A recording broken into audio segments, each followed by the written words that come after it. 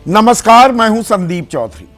आज सीधा सवाल में एक बार फिर हम बात करने वाले हैं जेल की, बेल की, राजनीति के खेल की, भ्रष्टाचार के खिलाफ लड़ाई की, वॉशिंग मशीन की, ईडी की कार्रवाई की, विपक्षी एकता और सत्ता पक्ष के बीच भ्रष्टाचार के भीषण रण की।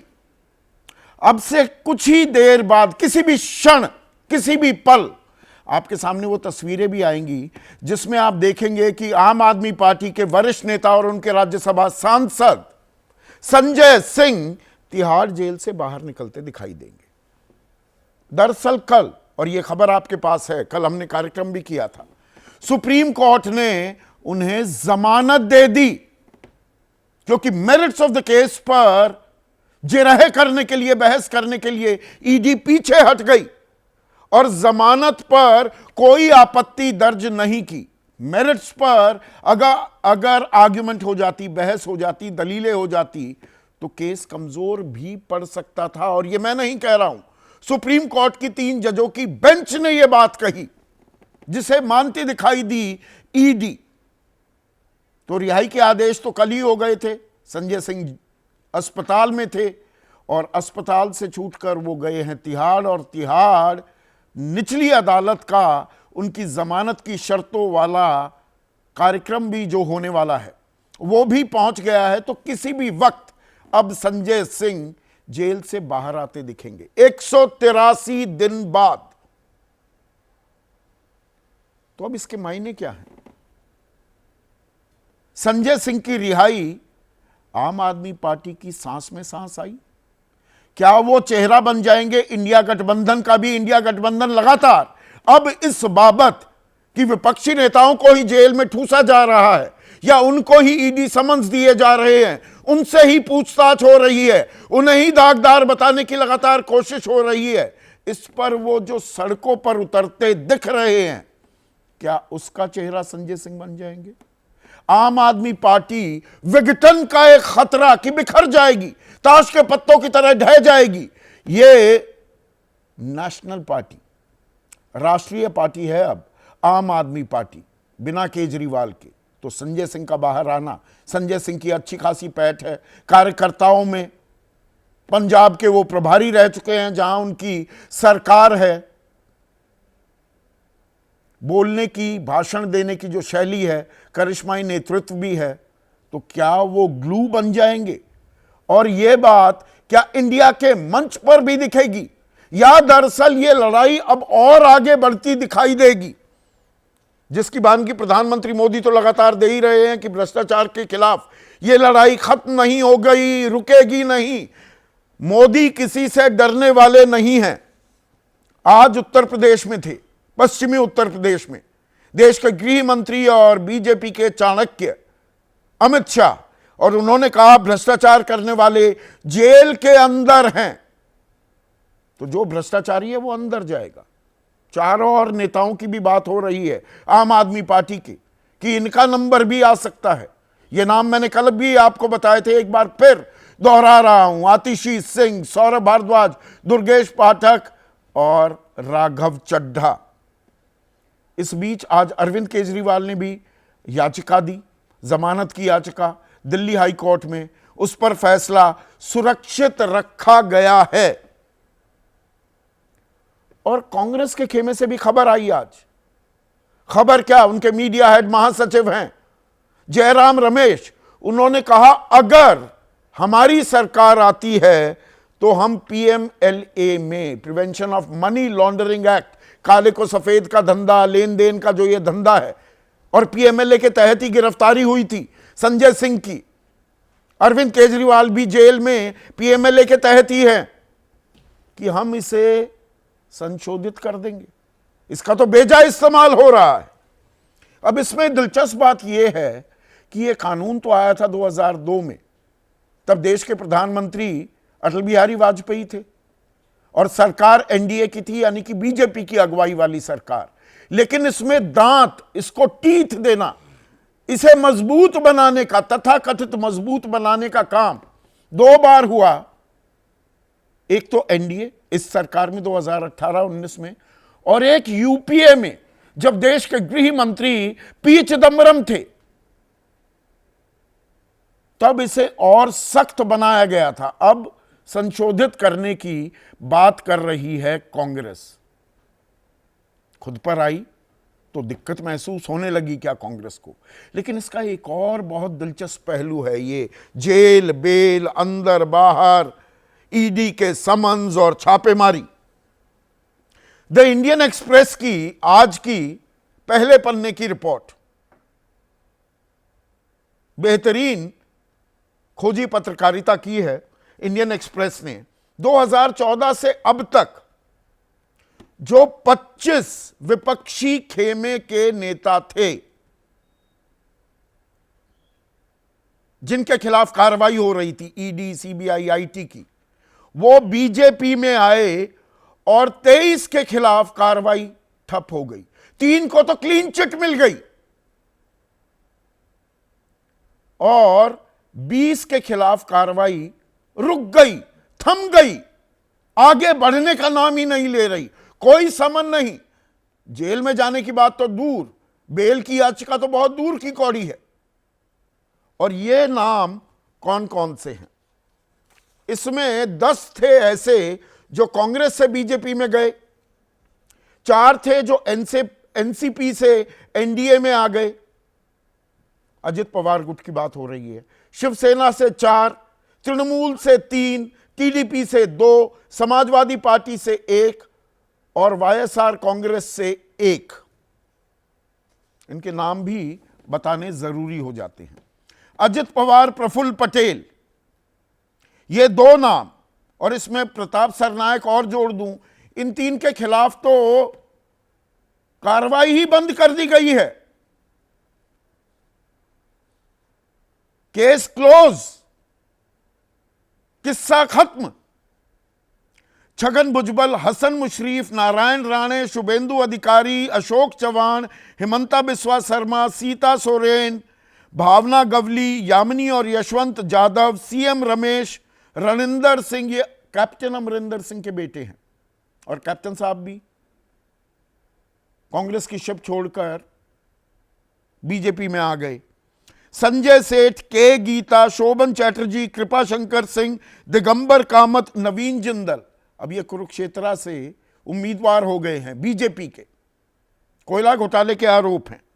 तापस रॉय और अर्चना पाटिल। अब इसमें थोड़ी डिटेलिंग मैं आपको और दे दूं। अगस्त 2019 इकोनॉमिक ऑफेंसेस विंग, आर्थिक अपराध शाखा, अजित पवार के खिलाफ एफआईआर दर्ज की। एफआईआर के आधार पर जांच भी शुरू हो गई है। 2019 की बात है। ईडी का नाम लिए बिना आरोप पत्र दाखिल हुआ, यह 2022। जुलाई 2023 में यह एनडीए में शामिल हो गए और जनवरी 2024 में ईओडब्ल्यू ने दूसरी क्लोजर रिपोर्ट भी लगा दी कि जी मामले में कुछ था ही नहीं। वो कोई 70,000 करोड़ का घोटाला नहीं, कोई नेचुरली करप्ट पार्टी नहीं, तो कोई कार्रवाई नहीं है अब उनके खिलाफ। उधर प्रफुल्ल पटेल नागरिक उड्डयन मंत्री थे यूपीए सरकार में, और एयर इंडिया और इंडियन एयरलाइंस के मर्जर पर सीबीआई की एफआईआर दर्ज हुई। और मौजूदा स्थिति क्या है? क्लोजर रिपोर्ट दाखिल कर दी सीबीआई ने, एक बची हुई है, एक में बात खत्म, कुछ नहीं। ऐसा ही हाल प्रताप सरनायक का भी। उधर कैप्टन के बेटे की बात करते हैं, रणिंदर सिंह की। ईडी ने पूछताछ शुरू की 2020 में। सितंबर 2022 में कैप्टन आ गए बीजेपी के साथ। मौजूदा स्थिति क्या है? कोई एक्शन नहीं, कोई समन नहीं, कोई पूछताछ नहीं। शुभेंदु अधिकारी, अप्रैल 2017 में सीबीआई ने एफआईआर दर्ज की। अप्रैल 2019 में लोकसभा अध्यक्ष से अभियोजन की, प्रोसिक्यूशन की मांग की गई। 2020 में ये बीजेपी में शामिल हो गए। अब शुभेंदु अधिकारी की तस्वीर लगाइए पीसीआर। और मौजूदा स्थिति क्या है कि स्पीकर की मंजूरी का इंतजार है। 2017 में सीबीआई ने एफआईआर दर्ज की थी। छगन भुजबल मार्च 2016 में ईडी ने गिरफ्तार किया, 18 में जेल से छूट गए, जुलाई 2023 में एनडीए में शामिल, मौजूदा स्थिति फाइल खो गई है। एनडीए में आए, पुलिस से फाइल ही गुम हो गई। फिर नवीन जिंदल, कोयला घोटाले में नाम, वो 2G, 3G, 4G, 5G, कोयला घोटाला, खदान घोटाला, सब पर गला फाड़कर चीखती थी बीजेपी। नवीन जिंदल का नाम भी लेती थी। सीबीआई की चार्जशीट 2012 में, फरवरी अभी पिछले महीने बीजेपी में शामिल हुए, 1 घंटे बाद ही कुरुक्षेत्र से उम्मीदवार के नाम पर उनका नाम घोषित भी कर दिया। केस का ट्रायल चल रहा है कहने को। भावना गवली, लिस्ट बहुत लंबी है। हिमंता बिस्वा शर्मा, सीबीआई की रेड हुई थी अगस्त 2014 में, 2015 अगस्त में बीजेपी ज्वाइन की और तब से आज तक कोई कार्रवाई नहीं हुई। 25 में से 23 मिस्टर क्लीन हो गए हैं। इसी पर आज मैं चर्चा करने वाला हूं। ऐसे में आज का सीधा सवाल, संजय की रिहाई, किसके कंधे पर 24 की लड़ाई? इसके कई पहलू हैं। आम आदमी पार्टी की कमान संभालेंगे, इंडिया के मंच पर भी दिखाई देंगे मैस्कट की तरह, आम आदमी पार्टी को एकजुट रख पाएंगे, या दरअसल भ्रष्टाचार के खिलाफ लड़ाई और आगे बढ़ेगी तो बाण और चलने वाले हैं। और पीएमएलए पर जंग का सीन, कौन है वो 23 मिस्टर क्लीन जिनकी बानगी मैंने आपको दिखाई। चर्चा में मेरे साथ बीजेपी के प्रवक्ता रह चुके हैं अश्वनी शाही, जेडीयू के राष्ट्रीय प्रवक्ता हैं, उनके युवा चेहरा हैं, एनडीए के अहम हिस्सा अभिषेक झा, कांग्रेस के राष्ट्रीय प्रवक्ता सुरेंद्र राजपूत, वरिष्ठ पत्रकार विनोद अग्निहोत्री और आम आदमी पार्टी की मुख्य प्रवक्ता प्रियंका कक्कड़ वकील भी हैं। तो अब किसी भी वक्त वो तस्वीरें तो हम देख पाएंगे प्रियंका कि संजय सिंह बाहर आ रहे हैं। जेल बेल का ये खेल की एक झलक मात्र है क्या? खेल खत्म हो जाएगा ये अभी, या ये खेल और भीषण होने वाला है? संदीप जी, सभी को नमस्ते। संदीप जी, मुझे ऐसा लगता है कि अरविंद केजरीवाल जी वो व्यक्ति बनेंगे जिससे पीएमएलए कानून में सारे सुधार आएंगे। जो पिटिशन पेंडिंग है सुप्रीम कोर्ट में, जो अमेंडमेंट भाजपा ने की, जिस अमेंडमेंट के तहत चलते ये हुआ है कि बयानबाजी के आधार पर बिना सबूतों के, बिना रिकवरी के आप किसी को भी अनंत काल तक जेल में रख सकते हैं। कल संजय सिंह जी की केस में देखिए क्या हुआ कि सुप्रीम कोर्ट ने इतनी फटकार लगाई ईडी को और कहा कि बेल पर आपत्ति मत करना, आपत्ति करोगे तो हम लिख देंगे कि सेक्शन 45 के तहत वो इनोसेंट हैं, ऑलरेडी बोल देंगे ये, तो तुम्हारा पूरा केस ही ढह जाएगा। तो ईडी ने आपत्ति नहीं जताई ताकि बाकी केसेस उनके चलते रहे, ये उनकी लीगल स्ट्रैटेजी थी। आज नहीं तो कल सच सबके सामने आएगा जो आ रहा है। हम तो शुरू से ही कह रहे थे कि हमारे यहाँ से 2 कौड़ी की रिकवरी नहीं हुई 500 रेडों के बाद भी, और मनी ट्रेल के बिना क्या पीएमएलए, मनी नहीं मिला तो मनी ट्रेल की बात कहाँ हुई? तो पीएमएलए कहाँ हुआ? मनीष सिसोदिया के मामले में भी नहीं मिली। अरविंद केजरीवाल वो भी अब जेल में हैं, 15 अप्रैल तक अभी उनको भेज दिया गया है न्यायिक हिरासत में।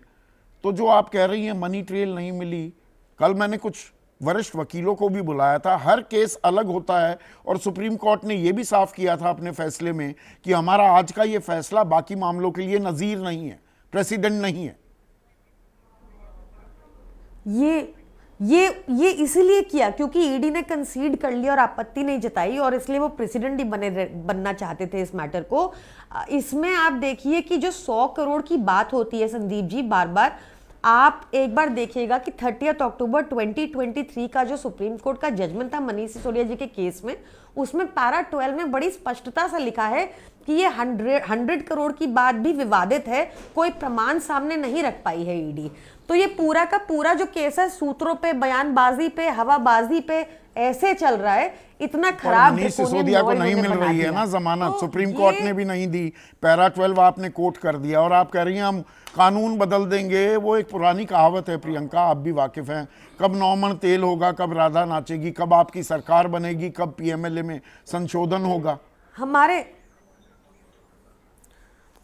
नहीं, ये हमारे होते ही अभी ही हो जाएगा। इसके लिए तो मैं आपको बता रही हूं, अरविंद केजरीवाल जी के मैटर से हो जाएगा, क्योंकि इन्होंने अब अत मचा दी है। आपने देखा होगा कि जस्टिस संजीव खन्ना जी ने पिछले 2-3 हफ्ते पहले उन्होंने कहा कि ये ईडी की प्रैक्टिस को बहुत डेप्रिकेट करते हैं, जहां ईडी बिना ट्रायल के किसी को भी अनंत काल तक 18 महीने 2 साल जेल में रख रही है। ये ठीक नहीं है, because even 1 day of arrest, illegal arrest is too much for an individual's liberty. तो इसके ऊपर आप देखेंगे लगातार कोर्ट्स भी बोल रहे हैं, और लगातार आपने सुना होगा कि छगन भुजबल की फाइल खो जाती है तो केस बंद हो जाता है। तो ये 2 मॉडल चल रहे हैं पीएमएलए के, एक जो भाजपा में चला गया, एक जिसको तोड़ना है। और ईमानदार लोग आज जेल के अंदर हैं, सारे करप्ट लोग, जैसा आपने ये इंडियन एक्सप्रेस की रिपोर्ट को कॉन्ग्रेचुलेट किया, ये सारे करप्ट लोग भाजपा में जा चुके हैं, सारे भ्रष्टाचारी बंगारू लक्ष्मण की पार्टी में। संजय सिंह के बाहर संजय सिंह की रिहाई आपकी सांस में सांस आई या अभी सांस सांसत में ही है? क्योंकि 4 नाम और अभी लिए जा रहे हैं, गोवा कनेक्शन भी, गोवा चुनाव में जी पैसा गया, ये जो उगाही की आपने शराब घोटाले में, ये ईडी दावा कर रही है। 3 आपके पदाधिकारी जिसमें गोवा के आपके अध्यक्ष भी हैं, उनको ईडी के समन्स आ चुके हैं। आप देखिए संदीप जी, आप तो मतलब ये ईडी ना मजाक का पात्र है। अब 0.4% इनका कन्विक्शन रेट है। ईडी है जो उगवाही करती है, एक्सटॉर्शन डिपार्टमेंट है भाजपा की। इसमें कितना साफ है कि शरद चंद्र रेड्डी, जिसने भाजपा को 60 करोड़ दिए अपने अरेस्ट के बाद, जिस इंसान ने 9 स्टेटमेंट में अरविंद केजरीवाल जी का नाम नहीं लिया, जो इंसान खुद कोर्ट गया शरद चंद्र रेड्डी कि मेरे पे दबाव बन रहा है कि अरविंद केजरीवाल का नाम लूं, उसके बाद 60 करोड़ जाता है संतरकाल में भाजपा को, वो सरकारी गवाह बन जाता है, वो अरविंद केजरीवाल जी का नाम ले देता है, ईडी उसकी बेल पे आपत्ति नहीं करती, कमर दर्द के बहाने पे उसको बेल मिल जाती है। आज एक संजय सिंह की बेल को आप, ये बेल है, कोई दोष मुक्त नहीं पाया है, निर्दोष नहीं साबित हुए हैं, आप उसी को अरविंद केजरीवाल और मनीष सिसोदिया से जोड़ रही है। मनीष सिसोदिया पिछली होली से पहले गिरफ्तार हैं, जेल में बंद हैं, जमानत नहीं हो रही। सुनिए, समझ गई मैं बात आपकी, पर क्या होता है कि पीएमएलए के कानून में, और मैं बहुत रिस्पॉन्सिबली कहती हूँ, आप किसी लीगल एक्सपर्ट से पूछ लीजिएगा, पीएमएलए के कानून में अगर आपको रेगुलर बेल मिलती है तो it is no less than an acquittal. और ये क्यों है? क्योंकि एक सेक्शन 45 है जिसको सुप्रीम कोर्ट ने 2018 में अनकॉन्स्टिट्यूशनल डिक्लेयर कर दिया था। उसके बाद बीजेपी ने कुछ ऐसी अमेंडमेंट्स की फाइनेंस बिल के थ्रू जिसने इस अनकॉन्स्टिट्यूशनल प्रोविजन को रिवाइव कर दिया, जो नहीं हो सकता, ये पेंडिंग है। अब इसमें क्या है 45 में कि आपको बेल की ही स्टेज पर अब जज को सेटिस्फाई करना होगा कि आपने गुनाह नहीं किया, ये एक पहलू है। दूसरा पहलू ये है कि गुनाह नहीं किया इसका सबूत भी आप लाओ, और आपने गुनाह नहीं किया इसका सबूत भी आप लाओ। अगर आप नहीं मानोगे आपने गुनाह नहीं किया तो आपको वो असहयोग के लाएगा। तो इतना खराब कानून है ये, गिल्टी अंटिल प्रूवन इनोसेंट का, इसने सब फेरबदल कर दिया है। ये प्रधानमंत्री कह रहे हैं भ्रष्टाचारियों की जगह जेल में हैं, मोदी डरने वाले नहीं हैं किसी से, ये कार्रवाई बंद नहीं होगी। और इसी सुर में सुर मिलाया है गृह मंत्री अमित शाह ने भी। मुझे लगता है कि प्रधानमंत्री जी ने निर्मला सीतारमण जी का 2 दिन पुराना बयान नहीं सुना, जहां उन्होंने बहुत स्पष्टता से कहा, जब एक इंटरव्यूअर पूछ रहा था कि आपकी पार्टी में करप्ट लोग हैं, अपराधी हैं, उन्होंने कहा आने दो, इनको भी आने दो, इनको भी आने दो, सब वेलकम। आज आप मुझे बताइए, चाहे वो भाजपा के प्रवक्ता हो, चाहे भाजपा के नेता हो, कोई भी ओरिजिनल भाजपा का नहीं है, सब करप्ट लोग उठा के दूसरी पार्टियों के यहां भाजपा में शामिल कर लिए गए हैं। भाजपा एक्चुअली ना कीचड़ ही है, और जिस पे झाड़ू चलेगी इस बार। ये आपकी खिसियाहट भी हो सकती है, ये आपकी खीज और आपकी टीस भी हो सकती है, लेकिन अश्वनी शाही इस बात में भी 2 राय नहीं हो सकती कि भाई भ्रष्टाचार की जब बात होती है तो एक वॉशिंग मशीन भी लगी हुई है बीजेपी के दफ्तर में, और 25 विपक्षी खेमे से जो नेता आए, इसमें अभी मैं बीएस येदियुरप्पा या शिवराज सिंह चौहान इनके नाम को जोड़ नहीं रहा हूं, 25 में से 23 ठप, 3 को तो क्लीन चिट ही मिल गई और बाकी कोई कार्रवाई नहीं हो रही आगे। तो तेरा पीएमएलए मेरा पीएमएलए, तेरा भ्रष्टाचार मेरा भ्रष्टाचार, खेल कुछ ऐसा हो रहा है क्या? दीप जी देखिए, यही चश्मे का थोड़ा सा हेर फेर है। इस पार से देखेंगे तो कुछ और दिखेगा, उस पार से देखेंगे तो कुछ और दिखेगा। आज ये 23 और 13 पीएमएलए नहीं है, आज ये 23 में आप ही ने कहा और इंडियन एक्सप्रेस ने भी छापा, कोई केस क्लोज नहीं हुआ है।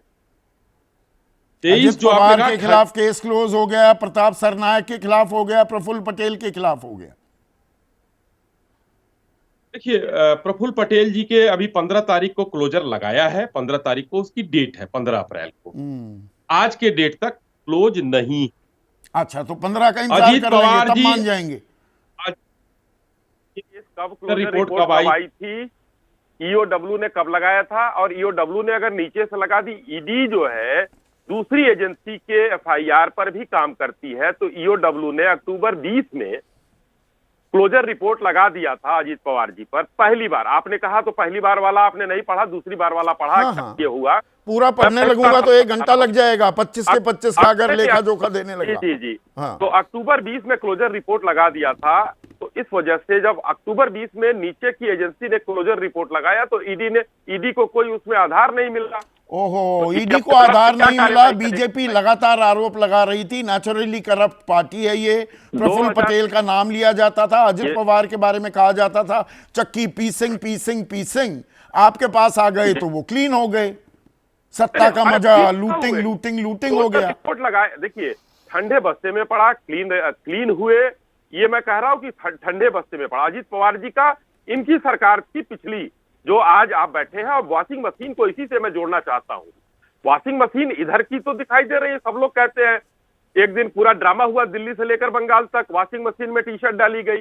लेकिन जो वो रामलीला मैदान में जो ये झाड़ू से अभी आम आदमी पार्टी की प्रवक्ता जो साफ करने की बात कर रही हैं, कमल साफ नहीं होगा। कमल तो इस समय पूरे देश में खिल गया है, 400 पार जा रहे हैं हम लोग। दूसरी बात, जो वहां पर नहीं, वो कमल की आपने बात की, कमल वैसे कीचड़ में भी खिलता है, खिलता ही है, उसी में ही खिलता है। तो ये भ्रष्टाचार का कीचड़ साथ ले आते हैं आप। अब भ्रष्टाचार का है कि बढ़िया जो है ब्लैक WTC है, ब्लैक सॉइल का है, वो तो देखना पड़ेगा ना कि क्या है उसमें। नहीं, वो कह रही हैं कि निर्मला सीतारमन कह रही हैं आ जाइए, यही आरोप लगाया अभी प्रियंका कक्कड़ ने। थोड़ा सा समय संदीप जी दीजिए तो मैं दोनों बातों का आपके जवाब दे दूंगा। जो 28 तारीख को ये लोग बैठे हुए थे रामलीला मैदान में, अरविंद केजरीवाल जी ये चोर है जी, सब मिले हुए जी, शीला दीक्षित चोर है जी, लालू जी चोर है जी, ये सारे लोगों का नाम लिया और सारे लोग, सोनिया गांधी को पकड़ो सब आ जाएगा, कहा था ना। अच्छा, अरविंद केजरीवाल की गलतियां आपको सर्टिफिकेट दे देती हैं, आपको क्लीन चिट दे देती हैं। संदीप जी पूरा सुनेंगे तो थोड़ा सा समझ के निवेदन हमारा ये रहेगा कि जो वो कहते रहे कि ये भ्रष्टाचारी हैं, तो आज वो किस वॉशिंग पाउडर और किस वॉशिंग मशीन में धुल के वहां पर भ्रष्टाचार के खिलाफ लड़ रहे थे। एक भ्रष्टाचारी जो आरोप में बंद है उसके समर्थन में थे, पहली चीज। दूसरी चीज, अच्छा, आप आरोप लगाते नहीं थे अश्वनी भाई। हिमंता बिस्वा शर्मा जब कांग्रेस में थे तो आरोप कौन लगाता था भ्रष्टाचारी होने का? हिमंता बिस्वा शर्मा पर, मुकुल रॉय पर कौन लगाता था? अरे सुनिए ना, लंबी फेहरिस्त है। सुवेंदु अधिकारी पर कौन लगाता था? मेघालय में कॉनराड सांगमा, पिछले साल ही वहां पर चुनाव हुए, एक श्वेत पत्र जारी किया था कि ये तो भ्रष्ट सरकार है, उसमें साझीदार कौन हो गया? और एनसीपी का तो इतनी बार जिक्र हो गया तो मैं वो बात कहूंगा नहीं। अमरिंदर सिंह को भ्रष्टाचारी, उनके बेटे रणिंदर को भ्रष्टाचारी कौन कहता था? आप कहते थे कि नहीं कहते थे? 2013 में डीएमके ने समर्थन वापस लिया था और एक लग्जरी कार के लिए उनके यहाँ सीबीआई का छापा पड़ा था। जगन मोहन ने यात्रा निकाल दिया था, उनके यहाँ छापा पड़ा था। तो ये क्या हो रहा था उस समय? अच्छा, वो कर रहे थे। मैं, मुलायम सिंह जी, अरे भाई, उनकी गिनाने से two wrongs don't make a right, do they? Ashwani भाई, आज देखिए, ये संदीप जी तो नहीं लगा रहे आरोप ना, संदीप जी लगा रहे हैं, तो मैं संदीप जी को नवीन जिंदल पर आरोप लगाया कि नहीं लगाया कोयला घोटाला करने का बीजेपी ने? नहीं एकदम लगाया। बीजेपी ज्वाइन की और अभी वहां पर तो जैसा मैंने जानकारी भी दी, वहां पर जांच जारी है और सीधे ही कुरुक्षेत्र से उम्मीदवार बना दिया। एकदम। जनार्दन रेड्डी मां की गोद में आकर बैठ गए। 2018 में तो आप कह रहे थे हम जानते ही नहीं कि कौन है जनार्दन रेड्डी। चाहता हूं 41 मामले हैं जनार्दन रेड्डी के खिलाफ। एकदम है, किसी का मामला मैं कह तो रहा है, मैं कह रहा हूं कि अमर सिंह का बयान हो, सबको याद है किस तरीके से मुलायम सिंह जी की सरकार बची थी, मायावती जी की सरकार समर्थन कैसे दिया था उन लोगों ने, सबको पता है। तो मतलब और कांग्रेस एक से बात और- सीख रहे हैं? नहीं, ये मैं जवाब दे रहा हूं अपने विरोधी दलों को। अब मैं संदीप चौधरी जी का जवाब दे रहा हूं। हाँ। संदीप चौधरी जी का अगर ये सवाल है तो माननीय गृह मंत्री जी का कुछ दिन पहले का एक इंटरव्यू एक चैनल को दिया हुआ आप देखिए। उन्होंने स्पष्ट रूप से कहा था कि किसी एक का नाम बताइए कि हमने जांच बंद कर दी हो। अरे और जांच उसका चल हम नहीं रही, करिए। वो बंद नहीं की। वो ये नहीं, भी नहीं, एक नहीं। रणनीति है क्या उन्होंने चैलेंज कि किया देखिए था। जांच को डाल दिया ठंडे बस्ते में, पर इधर उधर ज्यादा करोगे, अब आ गए हो बीजेपी में, इधर उधर हिले तो जांच फिर शुरू। वो तलवार मैं लटका रखी है। चौधरी जी, एक अच्छे प्रस्तोता है आप, अच्छी जानकारी रखते हैं, बड़े पत्रकार हैं। आप एक ट्वीट करिए, उन्होंने ट्विटर पे डालने के लिए कहा था कि ट्वीट करिए मेरे नाम से कि इस व्यक्ति का बंद हो गई है जांच। मैं ट्विटर पे जवाब दूंगा कि देश जानेगा, इसमें कहीं कोई वो दिक्कत नहीं है। माननीय गृह मंत्री अजित से पवार की आपसे जांच बात बंद हो गई क्या है। हो सकता है? 15 तारीख को बंद हो जाएगी प्रफुल्ल पटेल की। अब ये न्यायालय जाने, अच्छा, ये न्यायालय न्यायालय भी जाने। सरकार चला रही है, न्यायालय में तो और बाकियों को स्वतंत्र- कोई सम्मान। ईडी के अधिकारी जो भागते दौड़ते फिर रहे हैं, बहुत बड़ी जिम्मेदारी है, भ्रष्टाचार मिटाना है, वो विपक्ष के ही एड्रेस जानते हैं। उनका जीपीएस एकदम सिर्फ विपक्ष के नेताओं के घर या दफ्तर लेकर जाता है।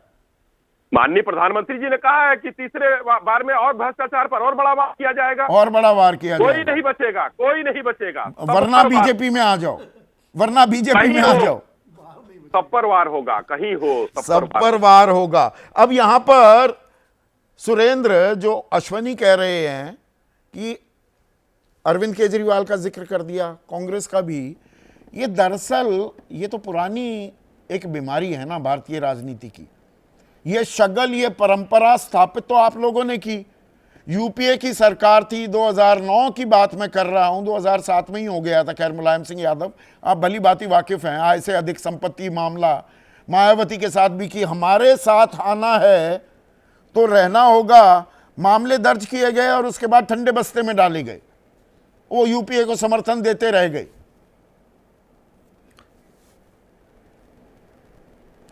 संदीप भाई, मैं बड़ी जिम्मेवारी से दो बातें कहता हूं। पहले तो आपको और इंडियन एक्सप्रेस को बधाई, कम से कम आज की डेट में सत्य की पत्रकारिता हो रही है, नंबर एक। नंबर दो, उससे भी बड़ी बधाई इस बात की कि भारतीय जनता पार्टी ये स्वीकार कर रही है कि हम वो सारी कमियां कर रहे हैं, वो हम सारी गलतियां कर रहे हैं जिनकी वजह से 2014 में हमारी सरकार गई थी। हमने कुछ कमियां करी, जिस कमियों को लेकर के जनता ने हमको हमारा प्रतिकार किया, हमको 44 सीटों पर ले आए। अब इनको कितनी सीटों पर लाएंगे ये देखने वाली बात है। हम बिल्कुल भी अपनी पुरानी सरकार के किसी कमी वाले फैसले का कोई बचाव नहीं करते। हम तो कहते हैं कि हर चीज अदालत में है, और उस अदालत में आज की डेट में आपने चूंकि आरोप लगाए थे, आपने कहा था कि ये लोग जो है भ्रष्टाचारी हैं, कदाचारी हैं। आपकी जिम्मेवारी है कि अगर आप आरोप लगाते हैं सत्ता पक्ष में रहते हुए, और उसके बाद अगर वो आपके दल में भी शामिल हो जाते हैं, उसी तत्परता से उनकी जांच होनी चाहिए। वो जांच अगर आप ठंडे बस्ते में डाल रहे हैं तो सरकार और भारतीय जनता पार्टी अपराधी है, अपराधी है, अपराधियों का साथ देती है। और या फिर भारतीय जनता पार्टी इतनी निर्लज्ज है कि वो अपराधियों का अपराधी बना के, आरोप को अपराध बना करके, यानी क्या नाम, प्रोसीजर को पनिशमेंट बना करके दूसरे लोगों को अपने यहां ला रही है, चूंकि डरी हुई है, हताश है, निराश है। और वो कहती है आप हमारे यहां आओ, आओ भाजपा की शरण में, तू भाजपा भाजपा कर, बाकी करेगी भाजपा, तू मोदी मोदी कर। तो अगर इस तरीके की बात है, दोनों चीजों में से जो भी चीज भारतीय जनता पार्टी मानना चाहे, भारतीय जनता पार्टी स्वतंत्र है। आपने एक बड़ा अच्छा फ्रेज का इस्तेमाल किया सुरेंद्र, आपने एक अच्छे फ्रेज का इस्तेमाल किया, प्रोसीजर ही पनिशमेंट बन जाए। ये प्रोसीजर को पनिशमेंट बनाने का प्रोसेस किसने शुरू किया? 2002 में ये कानून बना, इसको सख्त 2 बार किया गया। पहली बार सख्त किसने किया? पी चिदम्बरम ने किया ना। आप उसको सख्त कानून को सख्ती से अमल नहीं कर पाए तो इसमें बीजेपी की क्या गलती? नहीं, ये बात देखिए, मैं फिर से कहता हूं, मैं आपसे बताऊं, क्योंकि मैं तकनीकी रूप से यहां डिबेट करने के लिए नहीं बैठा हूं। तकनीकी रूप से आप करें, कोई वकील करें, मैं पॉलिटिकल बात कर रहा हूं।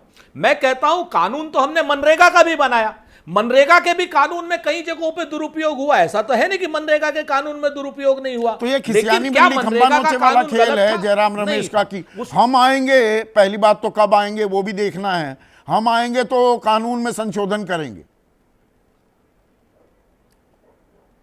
मैं आपसे फिर से कहता हूं, जब कानून बनते हैं अगर उसका कोई दुरुपयोग करता है तो उसको सही करने की जिम्मेवारी होती है। क्योंकि हमने देश बनाया है, हमने संविधान बनाया है, हमने आईआईटीज बनाए, हमने आईआईएम्स बनाए, हमने एक पाकिस्तान के 2 पाकिस्तान किए हैं, हमने जो है राइट टू इंफॉर्मेशन दिया है, राइट टू एजुकेशन दिया है, राइट टू फूड दिया है। राइट टू इंफॉर्मेशन अगर हमने नहीं दिया होता तो हमारे खिलाफ 2004 से 2014 तक इतनी PILs नहीं होती और इतने कथित रूप से भ्रष्टाचार के केस वापस नहीं आते, क्योंकि हमें देश को स्वतंत्र रूप से आगे बढ़ाने की बात करनी थी। भारतीय जनता पार्टी तो ने उन आपने सब चीजों का दुरुपयोग करके मासूमियत में RTI को ये बात बंद तो मान कर ली। दी। एक मिनट सुरेंद्र, कि भाई कानून में कमियां हो सकती हैं।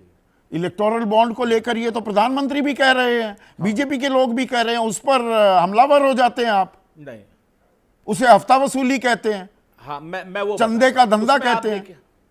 हाँ बिल्कुल, हाँ बिल्कुल, अगर आपने इलेक्टोरल बॉन्ड से आरोपी, पहले आपने ईडी की रेड करी, आपने सीबीआई की रेड करी, आपने इनकम टैक्स की रेड करी, और रेड करते ही आपके एक्सटॉर्शन डिपार्टमेंट या इनकम टैक्स डिपार्टमेंट या सीबीआई जैसे ही वहां पर पहुंची, उन्होंने आपको इलेक्टोरल बॉन्ड दिए और पता नहीं कितना और बेनामी पैसा दिया, और वो दे करके आपने उनकी जांचों को ठंडे बस्ते में डाल दिया। तो आप, ये भारतीय जनता पार्टी वाले तो अपराधी हो गए ना। भ्रष्टाचार के सबसे बड़े अपराधी आज की डेट में भारतीय जनता तो पार्टी अब जनता है, और किस इसका पर भरोसा प्रत्यक्ष उदाहरण करेगी? है कि 24 देश की के लड़ाई इस पर आ 640 गई है जिलों क्या में- सुरेंद्र? ये भ्रष्टाचार के खिलाफ लड़ाई है, ये विपक्ष की कमजोर नस दबाई जा रही है या उनकी ऑक्सीजन सप्लाई कट की जा रही है? अब यह समझाने की लड़ाई है क्या 24 की? हम इस चीज से नहीं डरते हैं।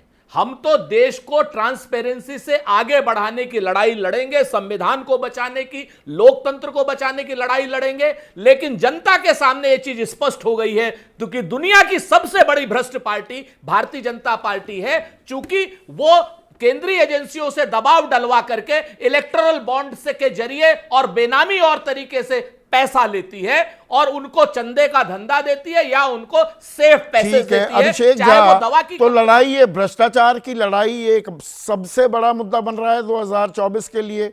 और अब कौन बेहतर समझा पाएगा ये लड़ाई कितनी निष्पक्ष है, या एक तरफ वॉशिंग मशीन लगी हुई है, एक तरफ सीधा जेल का रास्ता है?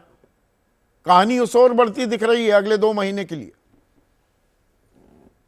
ये हमारे लिए संदीप जी भ्रष्टाचार एक बड़ा मुद्दा है। हम चाहते हैं कि देश करप्शन फ्री हो, और आपने देखा है कई मौकों पर हम लोगों ने, हमारी पार्टी ने हमेशा इस बात को स्पष्ट किया है कि भ्रष्टाचार के साथ नो कॉम्प्रोमाइज नहीं है।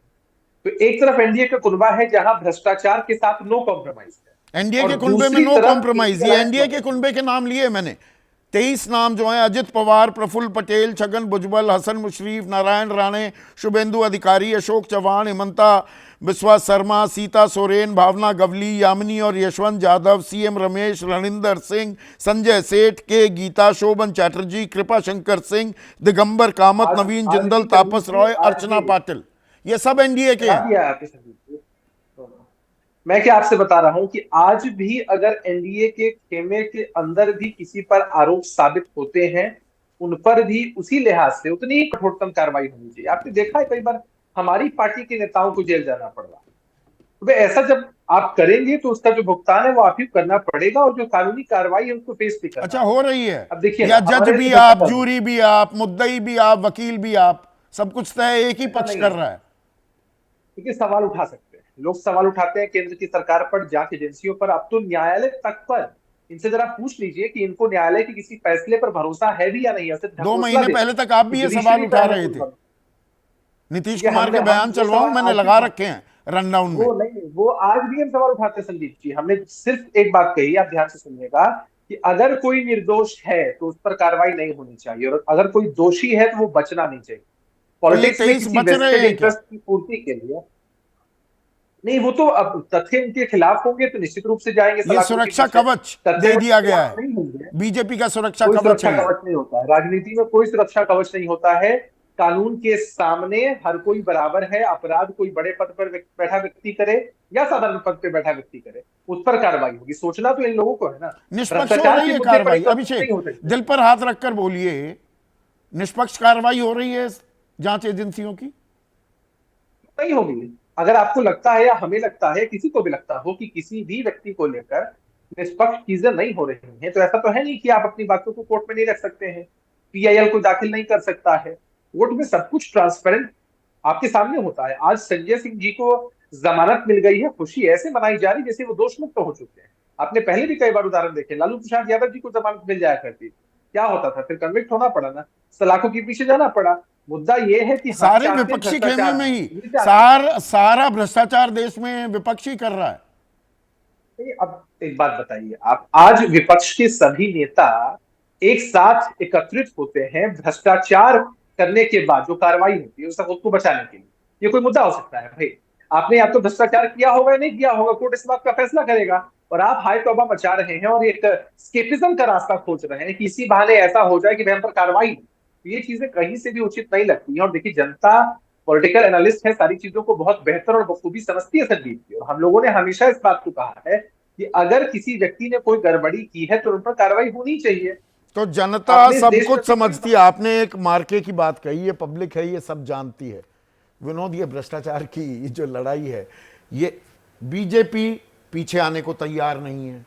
प्रधानमंत्री के बयानों को अगर हम गौर करें, या अमित शाह का जो आज बयान आया, पश्चिमी उत्तर प्रदेश में थे, संजीव बालियान के गांव में गए थे, और उधर विपक्ष जो हाय तौबा मचा रहा है कि एक तरफा है जी सब कुछ। पब्लिक का नजरिया वो कितना अहम होने वाला है, और वो नजरिया क्या है, कुछ था लग पाई आपको? देखिए, पूरा ये चुनाव लोकसभा का इसका केंद्रीय मुद्दा बन गया है भ्रष्टाचार बनाम अत्याचार। भारतीय जनता पार्टी शुरू से, और खासकर प्रधानमंत्री नरेंद्र मोदी जी इस नैरेटिव पे चुनाव में गए जा रहे हैं कि सामने सारे विपक्षी जो है ये भ्रष्टाचार की मूर्ति हैं, और मेरा काम है इनको साफ करना, इनको सजा देना, दिलाना, और मैं ये काम अभी भी कर रहा हूँ, आगे भी करूंगा। और उसी साथ साथ कदम ताल हो जाती है कि जनार्दन रेड्डी आकर मां की गोद में बीजेपी को मां बस कहते यही- हैं, नवीन जिंदल उम्मीदवार बना दिए जाते हैं। यही मैं कह रहा हूँ कि एक तरफ वो बड़ी शिद्दत के साथ ये बात करते हैं, लेकिन दूसरी तरफ जब पार्टी में ऐसे लोगों को शामिल करते हैं जिन पर गंभीर भ्रष्टाचार के गंभीर आरोप हैं, तो वो उनकी लड़ाई जो है उसकी धार कमजोर हो जाती है और एक तरह से भोथरी हो जाती है। और विपक्ष को ये मौका मिल जाता है कि देखिए, जो इनके साथ चला जाता है वो तो क्लीन हो गया, और जो नहीं गया उसको आपने जेल में डाल दिया या उसको जांच कर। आम आदमी से किस कसौटी पर परख रहा है? देखिए, आम आदमी में एक धारणा ये है कि सारे नेता जो है भ्रष्टाचार में सने हुए हैं, ये एक जनरल धारणा है। लेकिन आम आदमी ये भी देख रहा है, आम आदमी जो है वो ये भी देख रहा है कि तमाम सारे लोगों पर कार्रवाई हो रही है, लेकिन उन्हीं पर कार्रवाई हो रही है जो सरकार के विरोधी पक्ष में है। ये भी आम आदमी पार्टी देख रहा है।